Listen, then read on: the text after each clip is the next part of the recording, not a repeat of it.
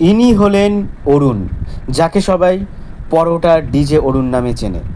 বাঘাযতীনে ফুটপাতে পরোটা বেচত, আর সেই পরোটা থেকেই ভাইরাল হয়ে গিয়ে ডিজে অরুণে পরিণত হয়েছে।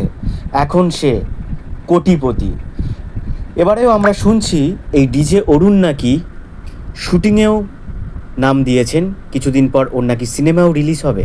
এই অরুণের জন্য ভারতবর্ষের প্রচুর মেয়ে পাগল। অরুণের সাথে একটা সেলফি তোলা, একটু ডান্স করা, পাগল। অনেকে তো অরুণের ছবি নিয়েও রেখে দিয়েছে মেয়েদের বেডরুমে। এই ডিজে অরুণ এখন পরোটার ব্যবসা ছেড়ে জিমে ঢুকেছে।